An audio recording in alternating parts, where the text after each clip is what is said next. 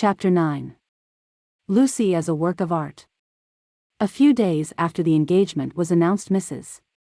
Honeychurch made Lucy and her fiancé come to a little garden party in the neighborhood.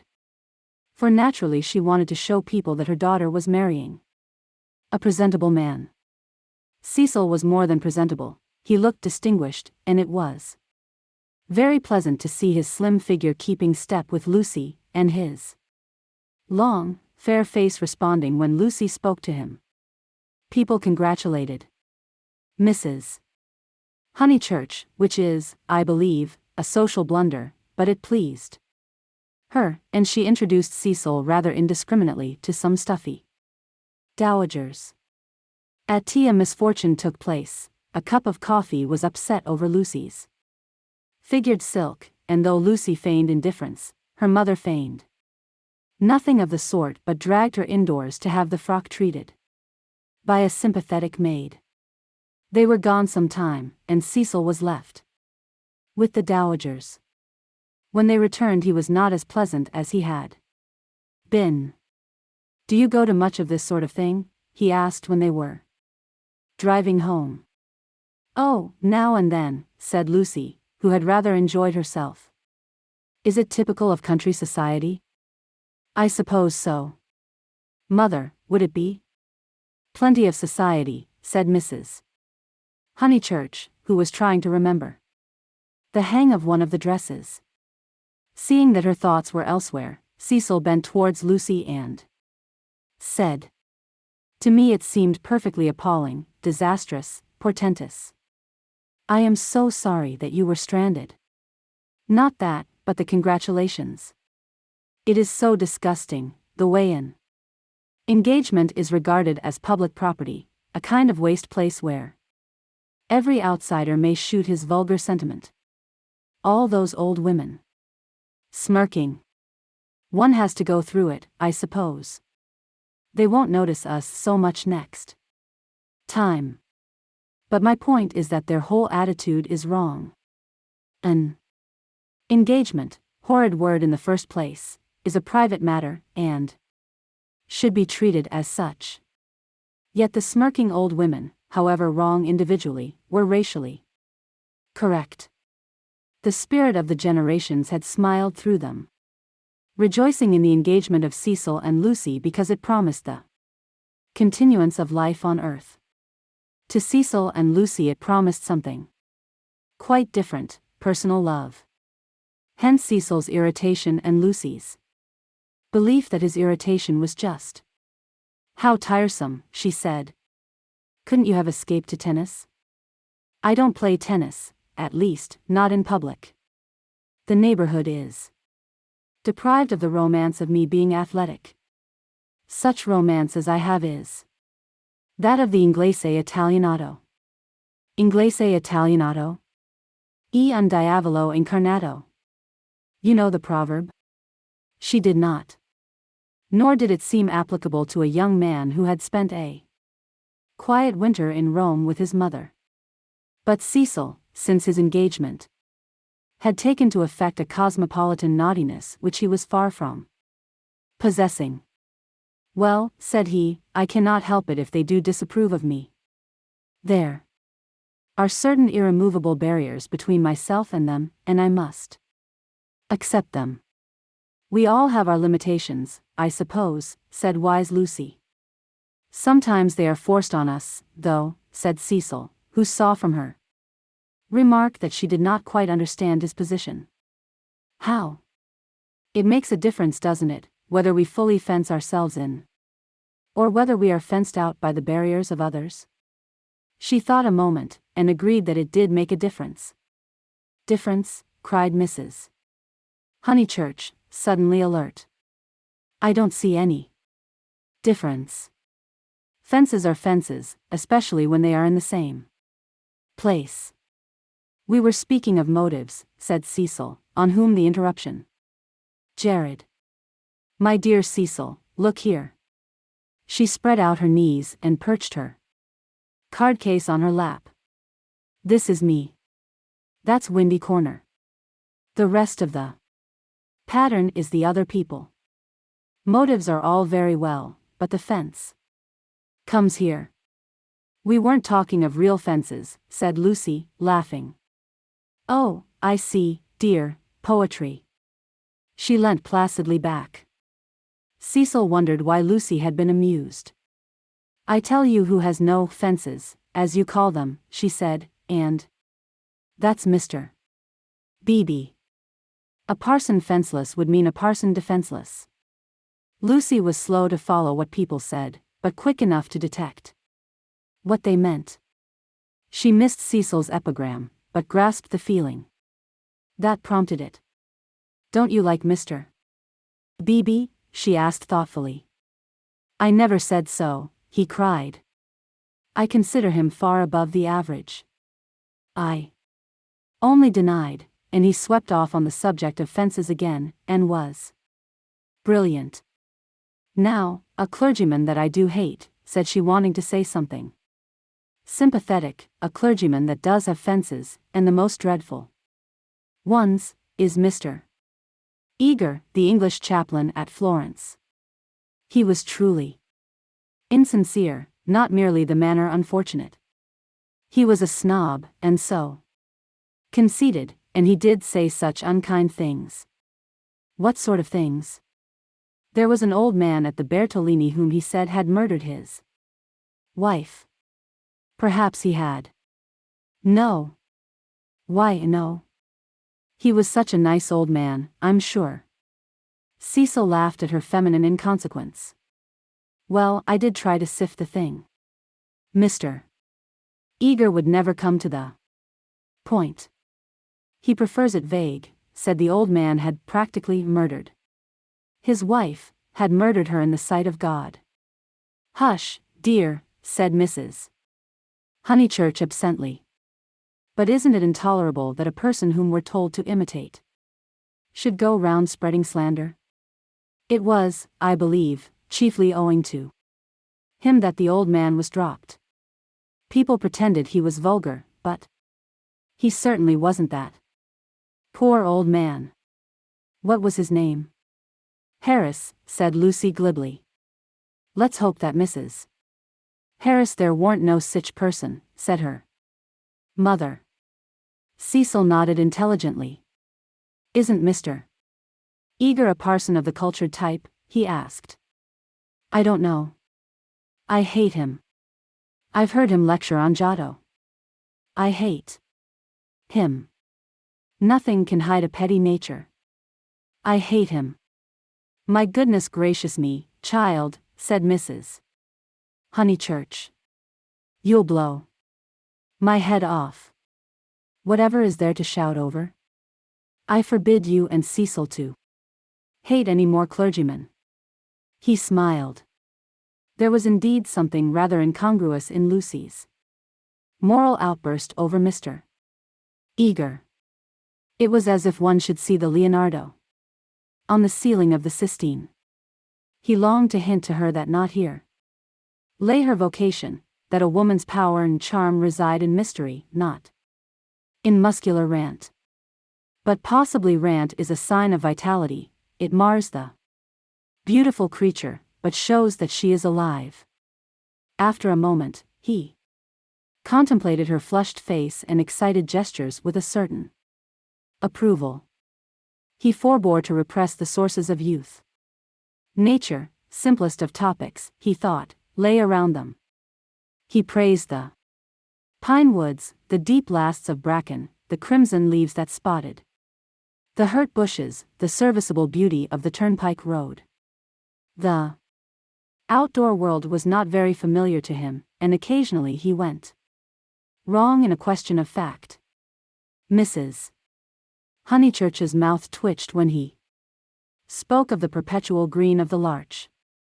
I count myself a lucky person, he concluded. When I'm in London I feel I could never live out of it.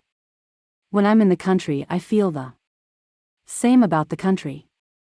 After all, I do believe that birds and trees and the sky are the most wonderful things in life, and that the people who live amongst them must be the best. It's true that in 9 cases out of 10 they don't seem to notice anything. the country gentleman, and the country laborer are each in their way the most depressing of companions. Yet they may have a tacit sympathy with the workings of nature which is denied to us of the town. Do you feel that, Mrs. Honeychurch? Mrs. Honeychurch started and smiled. She had not been attending. Cecil, who was rather crushed on the front seat of the Victoria, felt irritable and determined not to say anything interesting again. Lucy had not attended either. Her brow was wrinkled, and she still looked furiously cross, the result, he concluded, of too much moral gymnastics. It was sad to see her thus blind to the beauties of an August wood. "Come down, O maid, from yonder mountain height," he quoted, and touched her knee with his own. She flushed again and said, "What height?" "Come down, O maid, from yonder mountain height." "What pleasure lives in height?" the shepherd sang. "In height and in the splendor of the hills? Let us take Mrs. Honeychurch's advice and hate clergymen no more. What's this place?" "Summer Street, of course," said Lucy, and roused herself. The woods had opened to leave space for a sloping triangular meadow. Pretty cottages lined it on two sides, and the upper and third side was occupied by a new stone church, expensively simple, a charming shingled spire. Mr. Beebe's house was near the church.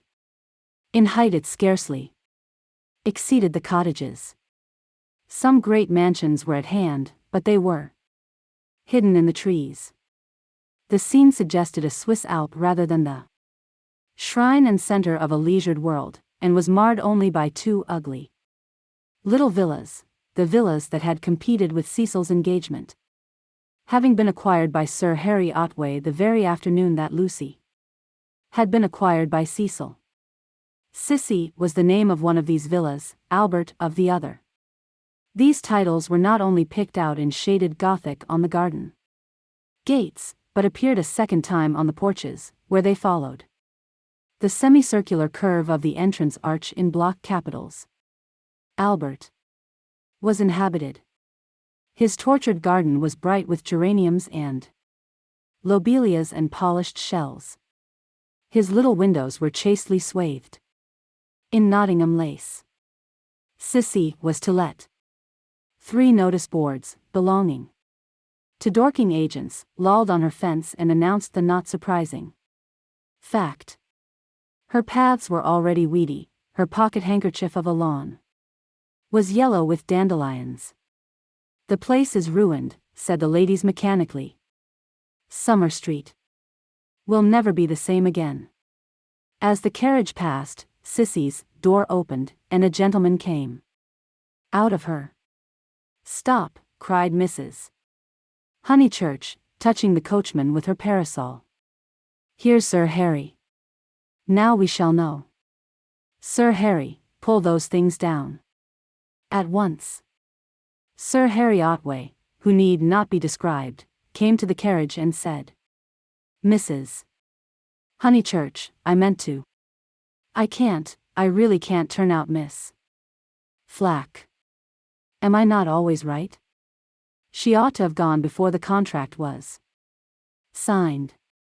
Does she still live rent-free, as she did in her nephew's time? But what can I do?" He lowered his voice. "An old lady, so very vulgar, and almost bedridden." "Turn her out," said Cecil bravely. Sir Harry sighed, and looked at the villas mournfully. He had had full warning of Mr. Flack's intentions, and might have bought the plot before building commenced, but he was apathetic and dilatory. He had known Summer Street for so many years that he could not imagine it being spoilt. Not till Mrs. Flack had laid the foundation stone, and the apparition of red and cream brick began to rise did he take alarm. He called on Mr. Flack, the local builder, a most reasonable and respectful man, who agreed that tiles would have made more artistic roof, but pointed out that slates were cheaper. He ventured to differ, however, about the Corinthian columns which were to cling like leeches to the frames of the bow windows, saying that, for his part, he liked to relieve the facade by a bit of decoration. Sir Harry hinted that a column, if possible, should be structural as well as Mr. Flack replied that all the columns had been ordered, adding, and all the capitals different, one with dragons in the foliage, another approaching to the Ionian style, another introducing Mrs. Flack's initials, every one different. For he had read his Ruskin. He built his villas according to his desire, and not until he had inserted an immovable ant into one of them did Sir Harry buy. This futile and unprofitable transaction filled the night with sadness, as he leant on Mrs. Honeychurch's carriage. He had failed in his duties to the countryside, and the countryside was laughing at him as well. He had spent money, and yet Summer Street was spoilt as much as ever. All he could do now was to find a desirable tenant for Sissy, someone really desirable. The rent is absurdly low, he told them, and perhaps I am an easy landlord. But it is such an awkward size. It is too large for the peasant class and too small for anyone the least like ourselves. Cecil had been hesitating whether he should despise the villas or despise Sir Harry for despising them. The latter impulse seemed the more fruitful. You ought to find a tenant at once, he said maliciously. It would be a perfect paradise for a bank clerk. Exactly, said Sir Harry excitedly. That is exactly what I fear, Mr. Vice. It will attract the wrong type of people. The train service has improved, a fatal improvement, to my mind. And what are 5 miles from a station in these days of bicycles? Rather a strenuous clerk it would be, said Lucy. Cecil, who had his full share of medieval mischievousness, replied that the physique of the lower middle classes was improving at a most appalling rate. She saw that he was laughing at their harmless neighbor, and roused herself to stop him. Sir Harry, she exclaimed, I have an idea. How would you like spinsters? My dear Lucy, it would be splendid. Do you know any such? Yes, I met them abroad. Gentlewomen? He asked tentatively. Yes, indeed, and at the present moment homeless. I heard from them last week, Miss Teresa and Miss Catherine Allen. I'm really not joking. They are quite the right people. Mr. Beebe knows them, too. May I tell them to write to you? Indeed you may, he cried. Here we are with the difficulty solved already. How delightful it is. Extra facilities, please tell them they shall have extra facilities, for I shall have no agent's fees. Oh, the agents. The appalling people they have sent me. One woman, when I wrote a tactful letter, you know, asking her to explain her social position to me, replied that she would pay the rent in advance. As if one cares about that. And several references I took up were most unsatisfactory, people swindlers, or not respectable. And oh, the deceit. I have seen a good deal of the seamy side this last week. The deceit of the most promising people. My dear Lucy, the deceit. She nodded.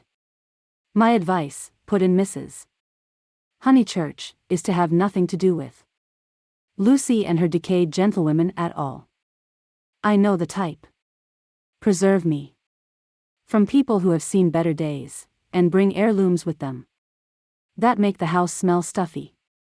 It's a sad thing, but I'd far rather let to someone who is going up in the world than to someone who has come down. I think I follow you, said Sir Harry, but it is, as you say, a very sad thing. The Mrs. Allen aren't that, cried Lucy. Yes, they are, said Cecil. I haven't met them, but I should say they were a highly unsuitable addition to the neighborhood. Don't listen to him, Sir Harry, he's tiresome. It's I who am tiresome, he replied. I oughtn't to come with my troubles to young people. But really I am so worried, and Lady Otway will only say that I cannot be too careful, which is quite true, but no real help. Then may I write to my Mrs. Allen? Please. But his eye wavered when Mrs. Honeychurch exclaimed. Beware. They are certain to have canaries. Sir Harry, beware of canaries. They spit the seed out through the bars of the cages and then the mice come. Beware of women altogether. Only let to a man. Really, he murmured gallantly, though he saw the wisdom of her remark. Men don't gossip over teacups. If they get drunk, there's an end of them, they lie down comfortably and sleep it off. If they're vulgar, they somehow keep it to themselves. It doesn't spread so. Give me a man, of course, provided he's clean. Sir Harry blushed. Neither he nor Cecil enjoyed these open compliments to their sex. Even the exclusion of the dirty did not leave them much distinction. He suggested that Mrs. Honeychurch, if she had time, should descend from the carriage and inspect Sissy for herself. She was delighted. Nature had intended her to be poor and to live in such a house. Domestic arrangements always attracted her, especially when they were on a small scale. Cecil pulled Lucy back as she followed her mother. Mrs. Honeychurch, he said, what if we two walk home and leave you? Certainly, was her cordial reply. Sir Harry likewise seemed almost too glad to get rid of them. He beamed at them knowingly, said, aha! Young people, and then hastened to unlock the house. Hopeless vulgarian, exclaimed Cecil, almost before they were out of earshot. Oh, Cecil. I can't help it. It would be wrong not to loathe that man. He isn't clever, but really he is nice. No, Lucy, he stands for all that is bad in country life. In London he would keep his place. He would belong to a brainless club, and his wife would give brainless dinner parties. But down here he acts the little god with his gentility, and his patronage, and his sham aesthetics, and every one, even your mother, is taken in. All that you say is quite true, said Lucy, though she felt discouraged. I wonder whether it matters so very much. It matters supremely. Sir Harry is the essence of that garden party. Oh, goodness, how cross I feel. How I do hope he'll get some vulgar tenant in that villa, some woman so really vulgar that he'll notice it. Gentlefolks. Ugh. With his bald head and retreating chin. But let's forget him. This Lucy was glad enough to do. If Cecil disliked Sir Harry Otway and Mr. Beebe, what guarantee was there that the people who really mattered to her would escape? For instance, Freddie.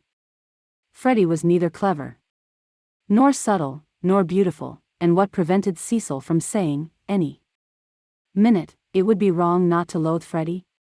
And what would she reply? Further than Freddie she did not go, but he gave her anxiety enough. She could only assure herself that Cecil had known Freddie some time, and that they had always got on pleasantly, except, perhaps, during the last few days, which was an accident, perhaps. Which way shall we go? She asked him. Nature, simplest of topics, she thought, was around them. Summer Street lay deep in the woods, and she had stopped where a footpath diverged from the high road. Are there two ways? Perhaps the road is more sensible, as we're got up smart. I'd rather go through the wood, said Cecil, with that subdued irritation that she had noticed in him all the afternoon. Why is it, Lucy, that you always say the road? Do you know that you have never once been with me in the fields or the wood since we were engaged? Haven't I? The wood, then, said Lucy, startled at his queerness, but pretty sure that he would explain later. It was not his habit to leave her in doubt as to his meaning. She led the way into the whispering pines, and sure enough he did explain before they had gone a dozen yards. I had got an idea, I dare say wrongly, that you feel more at home with me in a room. A room? She echoed, hopelessly bewildered. Yes. Or, at the most, in a garden, or on a road.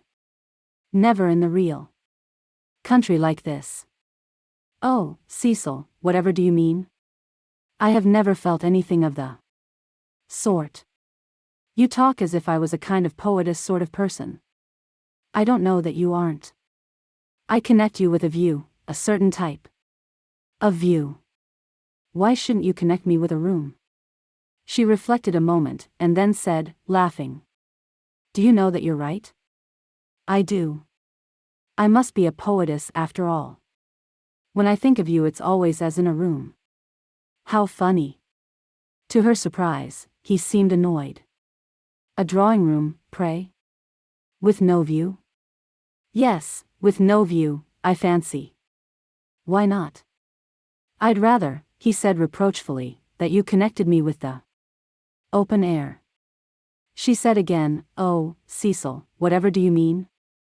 As no explanation was forthcoming, she shook off the subject as too difficult for a girl, and led him further into the wood, pausing every now and then at some particularly beautiful or familiar combination of the trees. She had known the wood between Summer Street and Windy Corner ever since she could walk alone. She had played at losing Freddie in it, when Freddie was a purple-faced baby, and though she had been to Italy, it had lost none of its charm. Presently they came to a little clearing among the pines, another tiny green alp, solitary this time, and holding in its bosom a shallow pool. She exclaimed, the sacred lake. Why do you call it that? I can't remember why. I suppose it comes out of some book.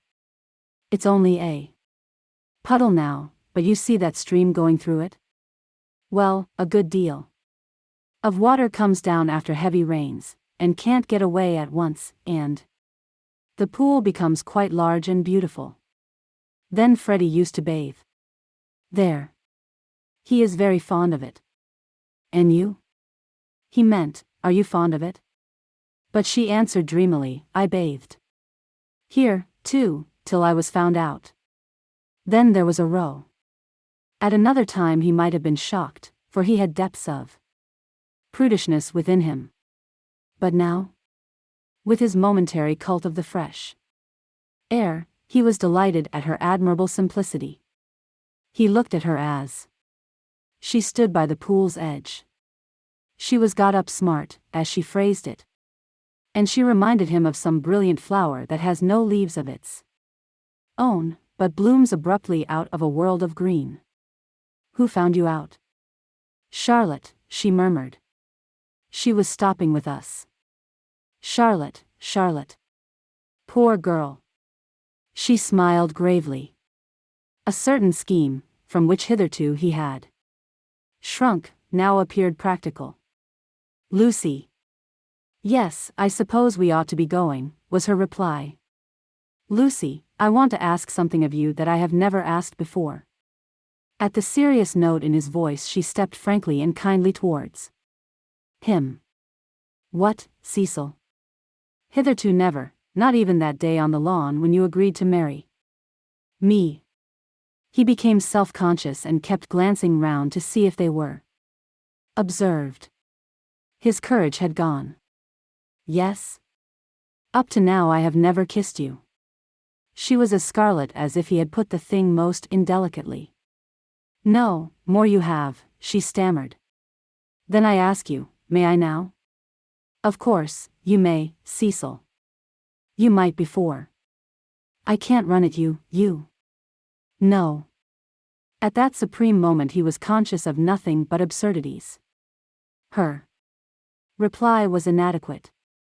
She gave such a businesslike lift to her veil. As he approached her he found time to wish that he could recoil. As he touched her, his gold pince-nez became dislodged and was flattened between them. Such was the embrace. He considered, with truth, that it had been a failure. Passion should believe itself irresistible.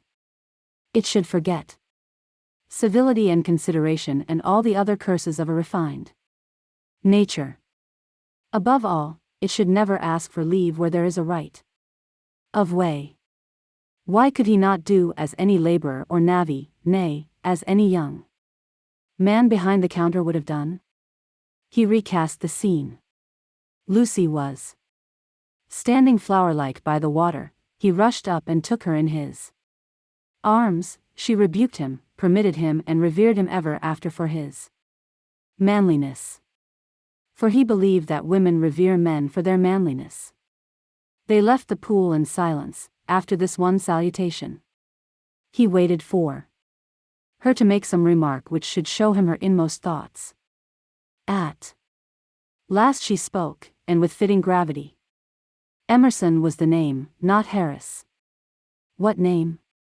The old man's. What old man? That old man I told you about. The one Mr. Eager was so unkind to. He could not know that this was the most intimate conversation they had ever had.